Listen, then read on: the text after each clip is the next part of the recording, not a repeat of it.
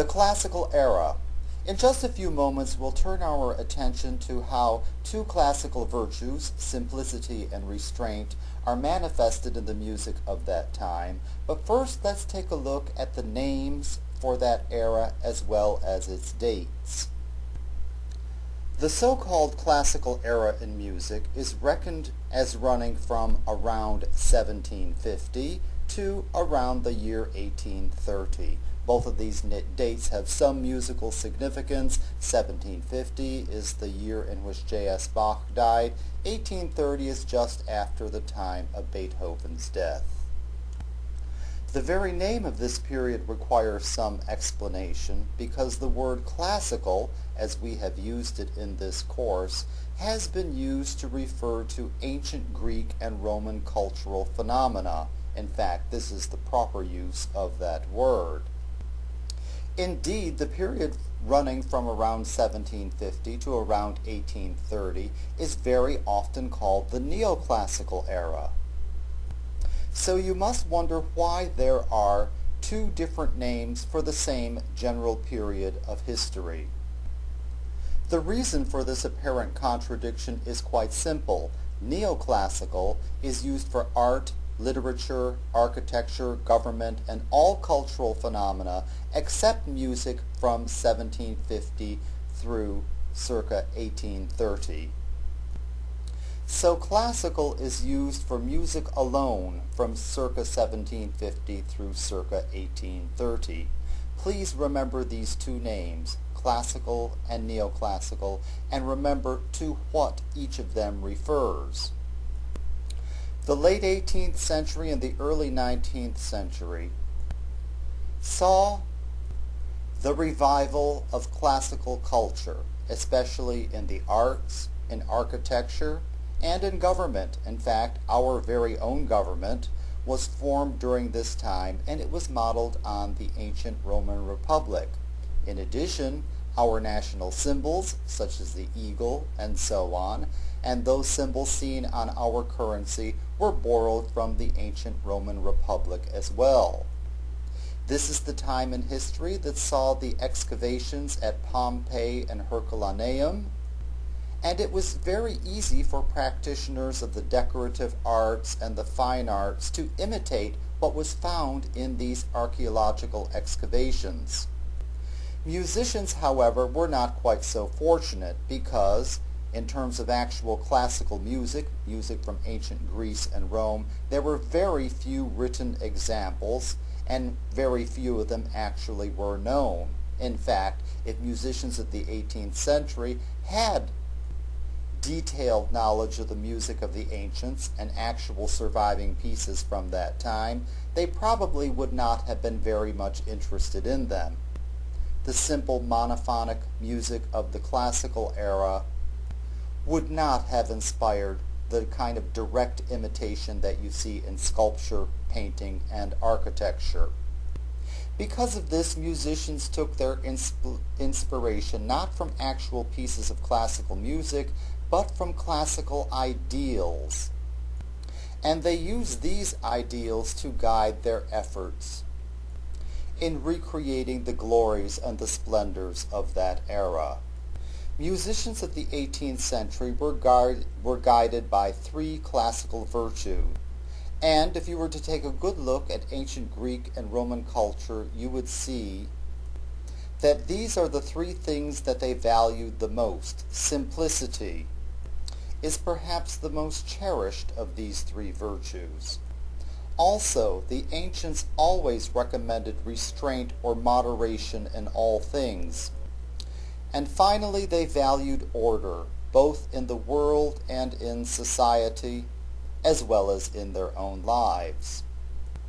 Let's take a look at how simplicity is manifested in the music of the so-called classical era. And in fact, you will come to realize that this is the simplest repertory that we shall examine in this course. Indeed, simplicity is manifested in the construction of typical classical melodies or themes themselves. So let's take a look at what the elements of a classical melody are.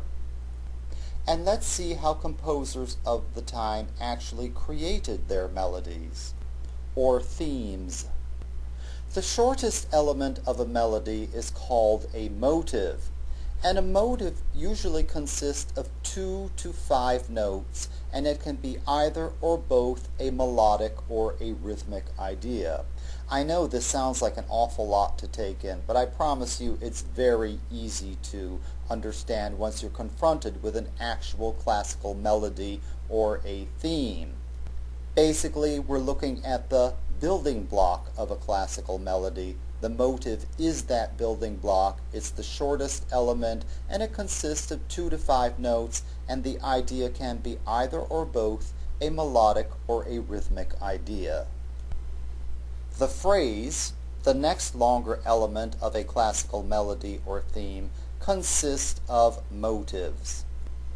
Basically, a phrase is the next longer element of a melody or theme in comparison to a motive, and it is created of motives.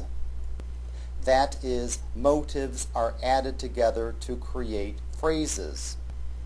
A melody or a theme is a complete musical idea, and it consists of phrases added together. Basically, a composer first comes up with a motive. He then adds them together to make phrases.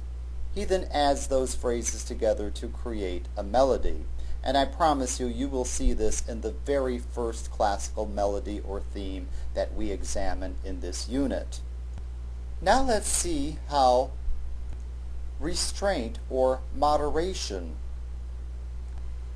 is manifested in the music of this time. And perhaps the clearest example of this can be seen in the way that the music is presented.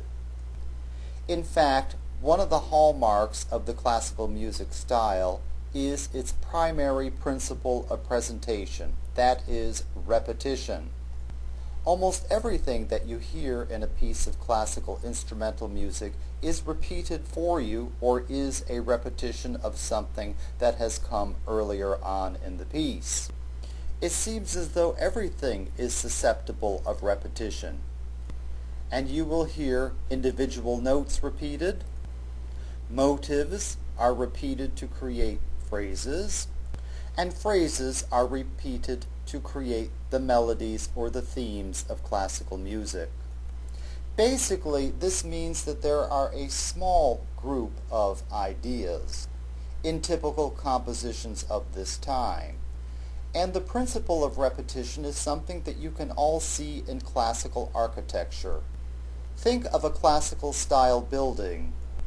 For example, a typical courthouse, a building that might have a portico or a porch on it supported by columns. If you look at such buildings, you will see that the same columns are used all the way around it, and you will see that the architect usually makes an effort to use the same style of window, etc. in it, basically repeating elements rather than creating brand new ones. And in music, this is the essential difference between classical music and Baroque music. Basically, the number of ideas represented in a given composition. Restraint or moderation is also evident in the texture of classical music itself. And here too it offers a stark contrast with the principles that guided music in the Baroque era. In fact, the predominant texture of classical instrumental music is monody, basically simple melody and accompaniment. Quite different from the huge variety of textures that we see manifested in typical Baroque instrumental musical compositions. Of course, composers of that time did not throw counterpoint out the window, so the texture of the music is mostly monodic with contrapuntal accents. Every so often, the monody is relieved by an animated section of free polyphony.